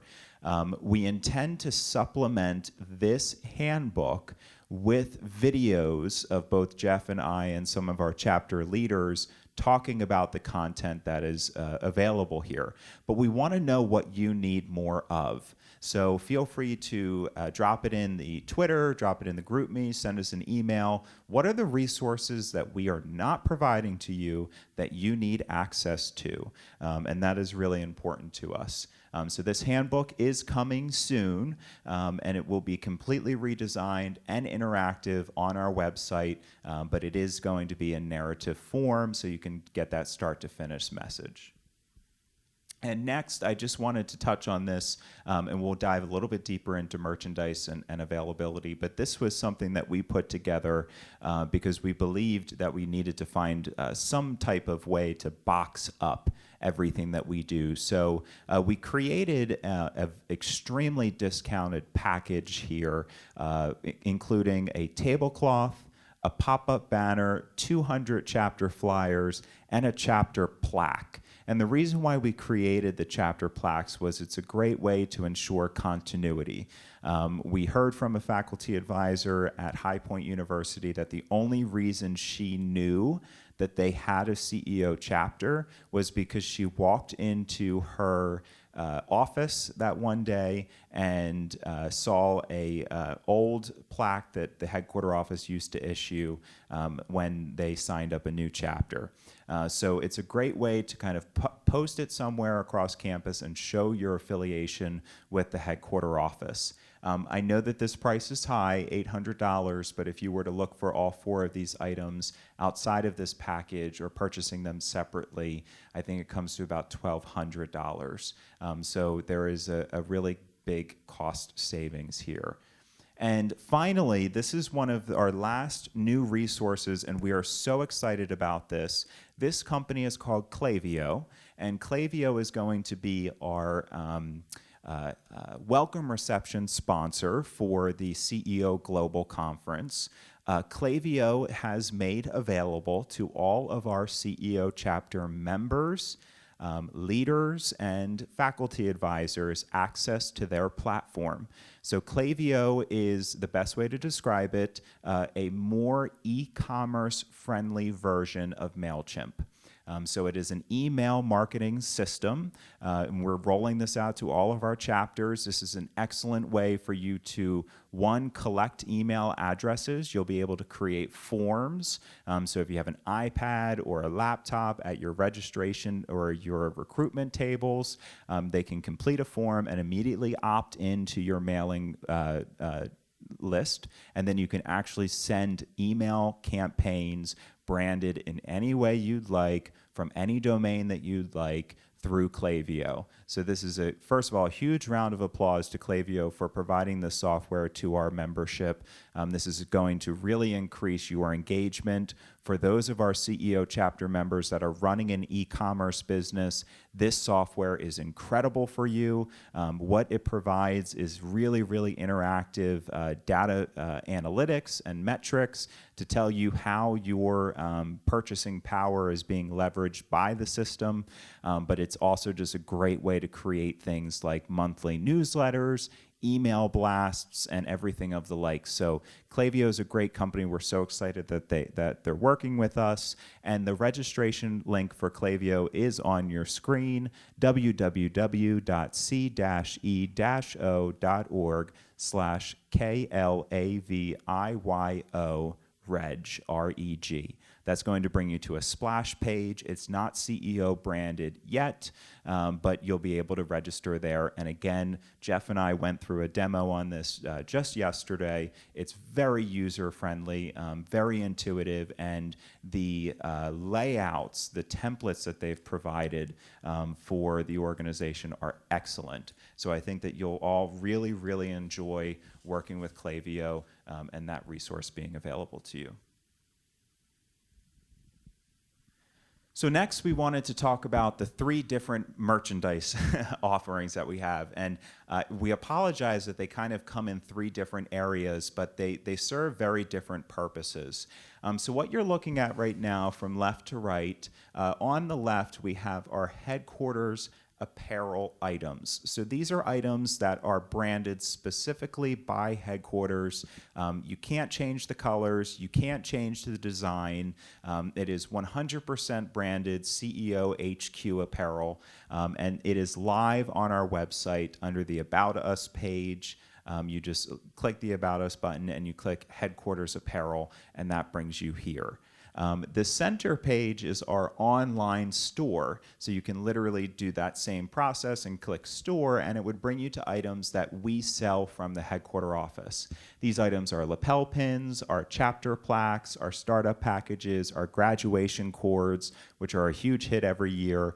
Make sure you order the graduation cords at least 2 to 3 weeks before your set graduation date, as our mailroom here moves a little bit slower than Amazon's. So we want to make sure that you're definitely giving yourselves enough time to access that. And then for all of our chapters that are looking for promotional products, we have customized merchandise available on our website through our promotional products partner, ATX Promos and Alley Specialties. So we've been working with them for the last few years. I know a lot of you have already purchased content, materials from them, be that padfolios, button-down shirts, pop-up banners, tablecloths. They're available to you 24/7. All you have to do is complete that form, tell them how you'd like to customize it. We have custom colors. You can use your CEO chapter-specific logo, all of the above, but those are the 3 different merchandise areas and branding opportunities we have available to you. They reside in 3 different pages on the site, so we just wanted to add that point of clarity. And then real quick, going back to these t-shirts and the polos or pullovers, anything like that, from a recruitment standpoint, that continuity across your whoever's at the table or speaking in classes goes a long way. So it kind of sends that message of this is a group, this is a quote unquote family. So a new student that might be from thousands of miles away that doesn't know anybody else on campus, now they see everybody hanging out in this cool green t-shirt. Maybe they get the sense of, oh, this is a group I could be a part of. They come over to your table, or they're more inclined to come talk to you. They learn about what your CEO chapter does, and just based off having I think it's like a $15, $18 t-shirt, you're getting that many more members in the door. Yes, and we actually have those shirts. They're great quality as well. So it's an awesome offering. So next, these are all of the pre-existing resources that we touched on last year. So we don't want to spend too much time on this, but these have been available to you for over about 2 years now, and we're going to roll through them right now. In the upper left-hand corner, you're looking at our branding guide. So you'd be able to see what's listed here just by hovering over branding guide, and we have our anti-discrimination statement, a chapter PowerPoint, which you can download and edit and display at your meetings for recruitment exercises. We do have that custom merchandise that I spoke about. That's through Alley Specialties and ATX Promos. We have email signature guidelines for all of our chapters. We have those flyers that you can download and edit. We do have a logo usage policy. Please read through that. It's very important that you're following your chapter-specific logo policy and not headquarters policy. Because we have trademarks involved in the organization, we have to be very strict about protecting those trademarks. So if you ever receive a nasty email from us, we apologize, but we don't have an option. We have to protect the trademarks, and that helps your brand on campus. So make sure you're using your chapter-specific logo. That is available in your master account share file, and you can download that at any time. Next, we have a jobs board. So again, with Enterprise being here, this jobs board is really cool because it does provide kind of resume review opportunities and a really detailed kind of feedback for that. But it also has a lot of entrepreneurial positions. So these are positions from the national entrepreneurial ecosystem. Hewlett-Packard is a common poster, so is Dell and Microsoft. soft, so they're looking for entrepreneurial students, this is a great way for you to either find an internship or to find some type of position after graduation. Up next, we have Keep CEO Headquarters Up to Date. When you're doing something really cool and fun on your campus, we want to know about it, and if it's something extra special, we can pump that up to our media contacts. So make sure that you're filling out this form. Again, this is available under Resources. All the way at the top here, we have our boot camp. So this is a 14-unit online entrepreneurial boot camp. This is a fantastic resource for students that are not receiving an entrepreneurship degree on your campus. This is an AACSB accredited curriculum, which is important to the faculty involved in CEO. This curriculum is very interactive, very fun and intuitive, and it helps take an idea to a functioning business. So it's complete at your own pace, entirely free, and it's a great resource for our community colleges and students that are not engaged in the entrepreneurial academic programming on your campus. And then the last two are our CEO Chapter Planning Guide, which is a really interactive tool where you sit down with your faculty advisor throughout the year and plan out a semester, plan out a year, think about your continuity and succession plan. Use that planning guide to kind of really build out your organization. And then for the election packet, review that as well, because we've gone ahead and created all of these different positions that should help build up your organization. And then from there, you'll be able to review some of those sample job descriptions. So it's a really cool resource. And I'm going to advance the slide and turn it over to Jeff. And he's going to talk about our social channels while I excuse myself real quick. Yeah, so our social channels over the past week or so, we've been getting a lot new Instagram followers. We've been seeing more traffic on Facebook. We use these to keep you up to date on things we're doing in the office, but more often than not, we're there to highlight our chapters and your weekly activity. So more often than not, we'll get tagged in pictures on Instagram from South Alabama is a big one, East Carolina is a big one, Florida Gulf Coast, and obviously there's many more. But we take those opportunities to highlight your effort and show those following CEO headquarters that our chapters are out there really doing this. We're not just, pitching this pitch essentially over and over again to them. And from a Facebook side of things, we share articles we find online that we think would help our young entrepreneurs. Same deal. If we see something on Instagram that's noteworthy, we spread it to the entire, Facebook marketplace that we have. Going back to Instagram, we put up morning stories every morning of an inspirational quote. And throughout, I think James's big project that he'd like to see happen over the next couple of months here is to highlight things to do in downtown Tampa ahead of our global conference. So that way, after we have our, networking events at night and there's a little bit of free time, it's right around, Halloween time of year, you guys have an understanding of what is around Tampa that you can go as a chapter and, go and immerse yourself within the downtown atmosphere. So follow us on these channels. Like James had mentioned before, we request that you create your handles to read a certain way. And just to reiterate, that's CEO your university tag from your website. So for University of Tampa, it's ut.edu. So they would be ceo.ut. Follow us, shoot us DMs through, the individual channels themselves.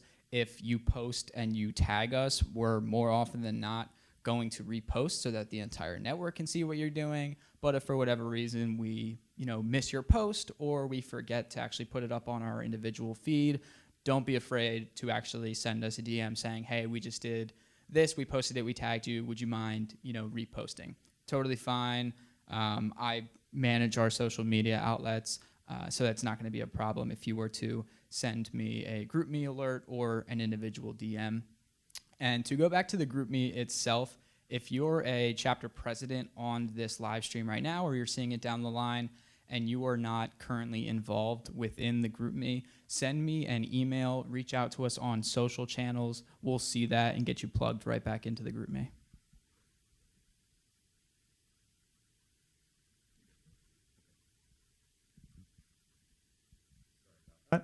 So up next, I just need the clicker.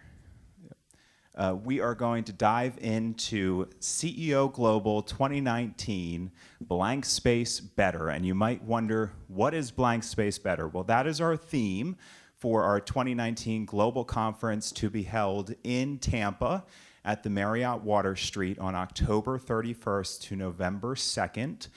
We are seeing increased registration for this event already, so we're really, really excited for this upcoming year. We have a phenomenal lineup of amazing speakers, one of them being a very, very successful CEO alum that purchased his domain name in 2012 at our conference in Chicago, and his company has just exploded since then using that same domain name. So it's a really cool story. We're so excited about this event, and Blank Space Better is the opportunity for you as our entrepreneurs to tell us what this conference means to you. How does the CEO Global Conference make you a better blank? So are you going to pitch better? Are you going to dream better? Are you going to ideate better, innovate better, entrepreneur better? There's some really cool interactive thematic pieces that our event planners are planning for this event. We're going to have some really cool social media interactivity on this year's conference. So this year's event is going to really be just a blowout success. We're so excited for it. Like I said, registration's already up and it's active. If you know that you're participating, make sure you register as soon as possible, because we are starting to sell tickets about 2 months sooner than we ever have. So that is an indication to me that we're going to be reaching capacity for this year's conference. So make sure that you register. So again, Blank Space Better, CEO Global Conference and Pitch Competition 2019, October 31st to November 2nd. So Jeff is going to talk a little bit about the pitch competition and some of the new things that we're doing at this year's event. Yeah, so each year we get typically anywhere from 200 to 250 applications into the pitch competition. This year we're ahead of schedule in terms of similar to registrations to pitch competition applications. So probably going to see that to be 250 to 300 applications themselves. But something that we've been putting across social media and emailing to chapter leaders is the automatic submission slots as well. Last year's conference, we had about 14 or 15 automatic slots filled by institutions that held on-campus pitch competitions that fully fund their winner's trip to CEO Global. This year, we hit capacity for automatic submissions, and we actually have 31 institutions participating in the pitch competition as an automatic submission. So we really think that that's going to increase the overall quality of the pitch competition this year. But the flip side of that is now, because we only admit 80 in-person participants to the competition, is get your applications in now. The only difference in this year's application is we added in, what are you going to do if you do receive that first place funding? So put a little thought behind that into your application. It definitely goes into our prejudging evaluation. Absolutely. And like Jeff said, there will be less available slots because we did move forward with additional automatic submission participants. So make sure that your students are aware that we accept both ideas and functioning ventures. So we have two different kind of criteria that we evaluate our students on. We have our idea generators. So this is tier 1 of the competition. Idea generators that just have an idea, they don't have a product, they don't have a prototype, they do not have revenues. And then tier 2 are our business founders. And the business founders are the students that have a product, have a prototype, have revenues. And the objective there is to allow all of our students to compete within their similar tiers before they get to the semifinal round. So by the time we get to the semifinal round with our 18 participants, is it? 16 participants, will have an equal separation between business ideas and business founders. And we do that because We know that our students are getting really good at pitching, and some of our students have these amazing ideas, but they just need the funding, or they need the guidance or the traction behind it to bring that idea to reality. So to that end, we've built in a new piece of the competition, which Jeff can tell you about now. Yeah, and to add on to James's point there, when we refer to those as tier 1, tier 2, that's not in terms of quality. That's simply how we define them and how we write it into the program. It just differentiates between whether you're a business founder or a business ideator, nothing to do with quality. And then on top of that, we are also offering a table available for purchase for exhibit space to our student ventures. That price is going to be $35. It doesn't dictate that you have to stand at the table throughout the entire conference to promote, your product or your venture, but it gives you that opportunity during coffee breaks or during, snack breaks in between sessions to stand by your venture. And if you can have somebody passing by that seems interested, communicate what your venture is. We're also selling a new ticket this year for investors, both in the local Tampa area and outside of Tampa. So there's a lot more opportunities to actually get in front of some seed funding, especially if you're an applicant into the pitch competition that didn't necessarily make it into the in-person portion of the competition. And for those individuals that did apply but did not get admitted into the in-person competition, we have, and I'll let James explain this because he's been more so the point of contact for this project, but we have a new opportunity for those students, and that is called the CEO Residency Bootcamp, powered by Future Founders. Thanks, Jeff. And I just want to make it clear so that everybody knows the investors that will be in attendance will be identified as investors on their conference badges. And they do have the freedom to invest. So they are not restricted from making investments on the student ventures that are participating in the Student Expo. So make sure that you communicate that to your chapter attendees and your chapter membership. Talking about the residency boot camp, first of all, Future Founders is an incredible organization, and whereas CEO creates that community and cultivates that community of student entrepreneurs on university and college campuses, Future Founders is the organization that looks for the best and brightest founders from the CEO network and pumps them through different types of programs like a residency or a fellowship, and it effectively helps take the business to the next level. Future Founders is a longtime partner of CEO, and what we've done is created a really cool engagement opportunity with them. So all of the students that apply to the pitch competition are also going to be reviewed for participation in the CEO Residency Bootcamp powered by Future Founders. So what does that mean?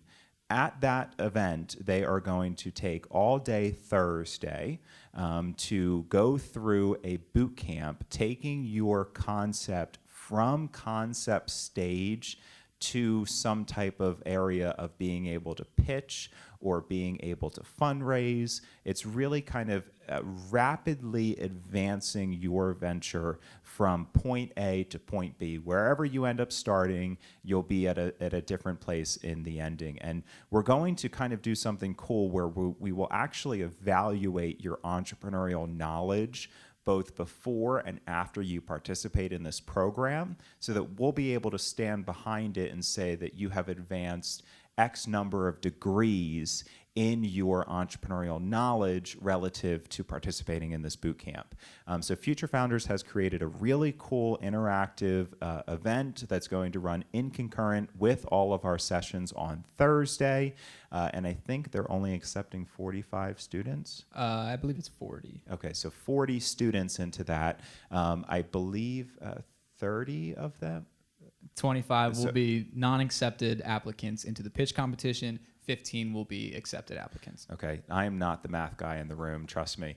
But when it comes down to the non-accepted students, so as Jeff mentioned, we have about 300 applicants every year for the pitch competition.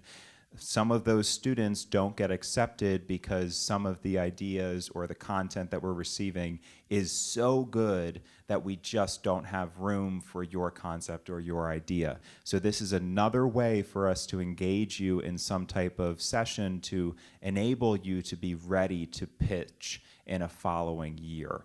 So for those students that don't get accepted, don't think of it as a rejection. Think of it as an opportunity to say, you know, man, I was evaluated, I know that I can do this, and now there's an opportunity for me to participate anyway. So we're so thankful for Future Founders for creating this. And then, of course, these are the two areas of the conference that I think are often overlooked. The first being our chapter development program. So that runs all day Thursday, and this is a peer-to-peer evaluation and a peer-to-peer presentation session. So we don't kind of stand up and talk about what it means to be CEO. You as chapter leaders get the opportunity to participate in this. So we expect all of the chapter leaders that are participating in today's live stream webinar to apply to speak during these chapter development sessions. So this is a great way to showcase all of the incredible things that you're doing on your campus. I remember this was my favorite part of the CEO program because back then we did not have the GroupMe, we didn't have the connectivity pieces that we have today. We didn't have the annual membership meeting, so the connectivity points were quite low. So chapter development was a great way for me to feel supported amongst all the other leaders. So I strongly advise you participate in chapter development. The deadline to apply for all of our submissions, the pitch competition, the awards program, chapter development, is October 15th. If you apply at 12:01 on October 16th, we will not accept it. So make sure that everything is in. These are not hard applications. They're very easy to complete. All of them will probably take no more than 10 to 15 minutes each. Complete these applications, get these in so that you can participate. Next is our chapter awards program. So we actually give funding to our chapters and the individuals that participate in this program. This particular program is very, very easy to participate in. Every single chapter should apply for at least one award, and I'm going to say that again. Every single chapter should apply for at least one award, whether you're going to be at the conference or not. This is a really great opportunity for you to get some money for your chapter, and it's a great way to bring back some recognition to your campus. So make sure you apply for these awards. They're highly prestigious, and we do give out every year a Student Entrepreneur of the Year award. Last year, we did not receive any applicants for that. So if you are running a business, take the time to tell us about it so that we can evaluate it and make some type of award for you for that. So don't forget chapter development and chapter awards. Submissions are live and due October 15th. And then lastly, relative to the conference, I want to talk about just a few things. First, you all received a fundraising letter by way of an email from Jeff. So our email addresses are, mine's jzabrowski@c-e-o.org, jrussell@c-e-o.org, or globalhq@c-e-o.org. Make sure that you have those email addresses on your safe senders list so that it doesn't end up in spam. Because this fundraising letter is an excellent way for you to work with your campus community to raise funds, to work with your business community to raise funds for the CEO conference. Now, we did send this out via email. You can edit it. It came in the form of a Word document. If the formatting looks a little funky, it's because we use Open Sans font at the headquarter office. You can download that from Google. That's Open Sans font. And that is a really great way for you to raise some funds for your trip to nationals and the global conference. The other thing I wanted to mention is that registration is open. You must be logged in to your membership account to receive membership discounts. You must be logged into your membership account to receive membership discounts. There's this big gray box that pops up when you're not logged into the account, and it says, "Are you a member?" And it has big red letters that says, if you don't know how to access your membership, call the headquarter office. Take the 3 minutes that it takes to call us so that we can get you access to your membership account. It will save you upwards of, I think it's $80 is the difference between a non-member and a member ticket. So this year's member ticket all the way up and until October 31st is $243.50. Now that's going to give you all of the meals throughout the event, so that's breakfast, lunch, and dinner on Friday, breakfast and lunch on Saturday, access to the welcome reception where you'll be fed, and then we're also doing desserts on the UT campus as well on Friday evening with lots of games and door prizes, so don't miss that as well. But that will grant you access to the full conference to $243.50, and just make sure that you're logged into your account to receive that pricing. Yeah, and to go back to the funding letter, we did send that out, I think, about a month ago. But we'll be sending out a second round of that same email tomorrow. So if you're a chapter president or a faculty advisor, keep your eye out from that. Make sure our emails are cleared. But we will be sending that out again tomorrow, so you don't need to go fishing back within your inbox. Thanks, Jeff. And lastly, relative to the conference, I want to talk about what's on the screen here, which is our conference hotel, which is going to be where all of the events will be held, as well as discount flights. So diving into the hotel, you must sign up and register for your room by October 11th. If you do not register by October 11th, you will not be able to stay at that hotel for $189 a night. I can tell you right now that Tampa's occupancy numbers are through the roof, and hotels are going for upwards of $300 to $400 a night. So make sure you make this reservation. This link is available on our website. There is no cost to reserve your hotel room. I'll repeat that, no cost to reserve your hotel room. All you have to do is guarantee with a credit card. They'll do a $1 authorization to confirm that card is active, and they'll save your room for you. You can figure out payment and splitting up the payments from your other students when you're at the event. That is another point that I want to address. A lot of our chapters like to have 4 students per room, kind of bunking up to save money. That is okay. It's still going to be $189 a night, even with 4 students in the room. The entire hotel was renovated. It's a very, very cool hotel, fantastic space. We're so excited to be back at a Marriott again. They're great partners of ours, and they really take care of us. So thank you to Marriott for working with us on that pricing. And then secondly, we have discounted travel opportunities to the global conference. And so I want to describe each of these because all 3 of them are very different. The discount from Delta is available on their website. So the please click here to book your flights link is active. If you click on that button, you will receive pricing for our discount. Now, you might also see that the pricing is expensive or higher than what you might expect it to be. That is because we've guaranteed this price all the way up and until the date of the event. So what does that mean? That means that this pricing is set and will not change, as all other airline tickets always do, hour by hour, different pricing. This pricing will not change. So what it is today is what it's going to be 2 months from now. So just keep that in mind, that the discounted pricing might seem high now, and you can probably book your flight cheaper, not using the discount, but every single day that we get closer to the event, that discount will become more and more valuable. The same thing goes for American Airlines. But American Airlines does not have a website. You have to contact them via telephone to make your reservations. And Southwest Airlines is similar in the sense that you have to contact them via telephone, but Southwest does not have a discount code. They offer discounted pricing for groups over 10. So I know a lot of our chapters send 20, 30, 40 students to the global conference, and they have to figure out flights.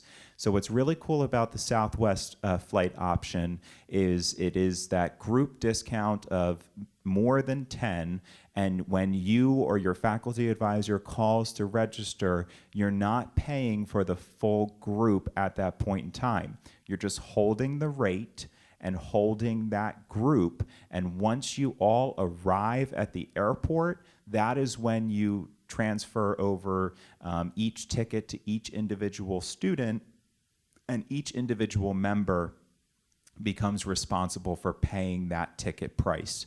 So I'm glad that we had the opportunity to go over those 3 different airline discounts. Remember, the discount for Delta and American Airlines is a set discount. That price today is what you'll see 2 months from now. It may be more expensive today, but then another flight, but every day that we get closer, that discount is more valuable. James, we just got a group meet question from Casey at West Virginia University. Casey asked, "Is there or are there any flyers in the for the competition in Tampa this year that we have access to as chapter presidents to pass out to our members or future members?" Funny you should ask, because this year we actually, for the first time, snail mailed all of our faculty advisors 2 to 3 posters of the CEO conference brand, which I'm displaying on the screen right now. So you have received a poster similar to this with a lot more content on it. It's quite a large poster that you can hang on doors. We can make that flyer available to you for mass production if you'd like, but check your student organization mailbox, check your faculty advisor's mailbox, because every single chapter received the flyers, and we know that they got there because they did not come back to us. So that is available to you as well. Awesome. And so the last thing I want to touch on is our spring 2019 impact report. So this is really great, and we're going to end on a high note here. In spring of 2019, we conducted a survey of the CEO activity within our organization, and we are so proud of these findings, in that 79% of CEO chapters hosted anywhere between 6 to 15 events in the 2019 spring semester. That was 493 speaker sessions, 497 social functions, and 464 workshops. Those are incredible numbers. We're so excited to see so much activity on our campuses.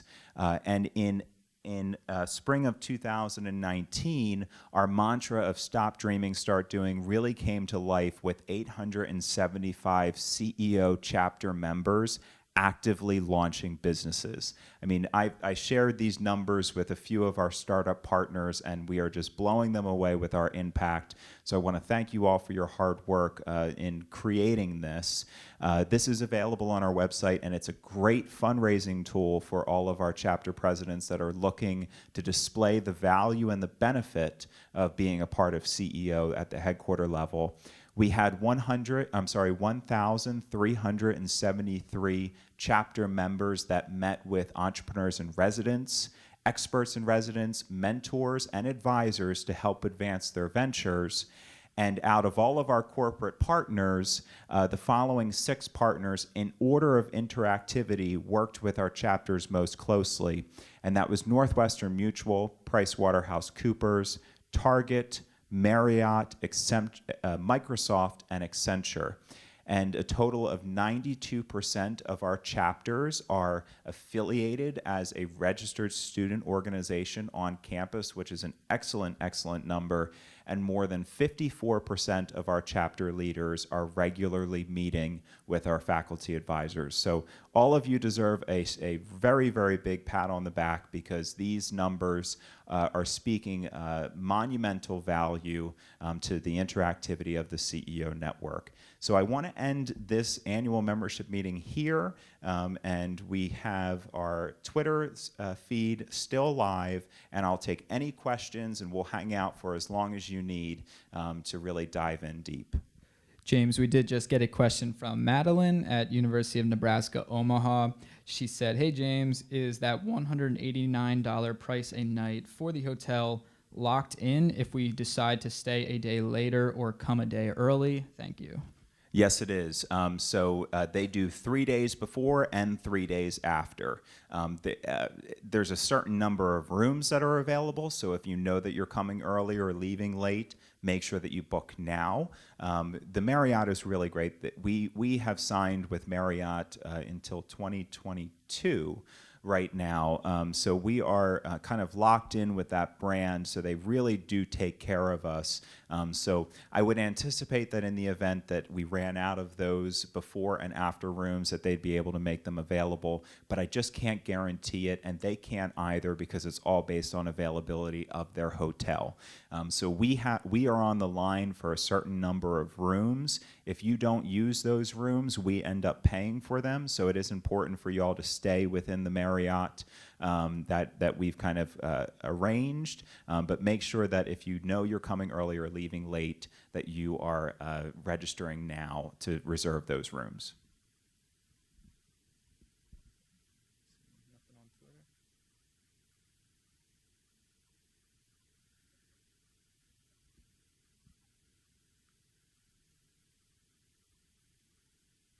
Yes, so Brady, I see that you're looking for kind of a write-up agenda or quick takeaways, bullets, links from today's meeting. This meeting is being recorded, so we will go ahead and make this available on our YouTube page as soon as we receive the footage.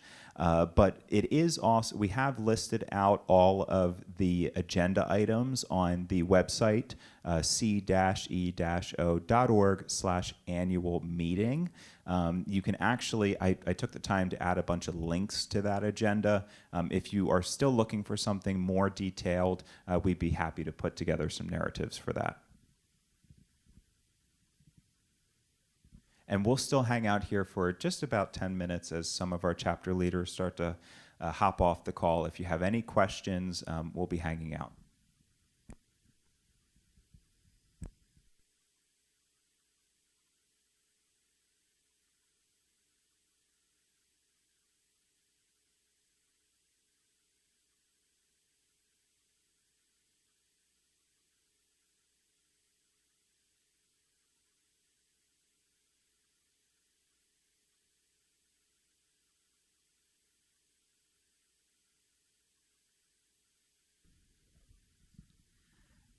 Okay, we just got another question from Drusilla. She asked, is there somewhere that we can access the 2019 metrics report? Yes, so the metrics report is available on our homepage. So it's www.c-e-o.org.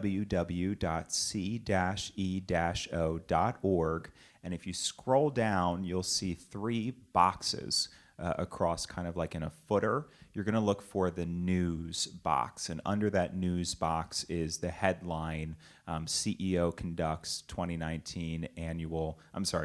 2019 impact survey, results are. If you click on that, you'll be able to review the full narrative of the impact report, and then also download that graphic that we just displayed.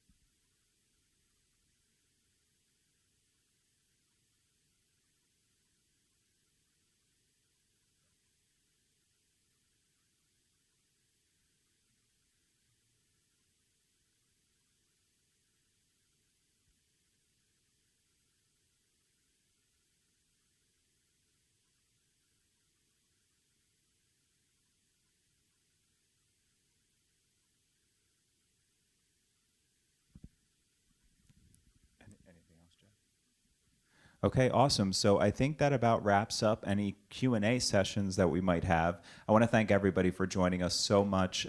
This is a really great way to kind of kick off an awesome upcoming academic year. If you have any questions, we're here to support you. Thank you for your participation, and let's have a great one. Thanks. Bye.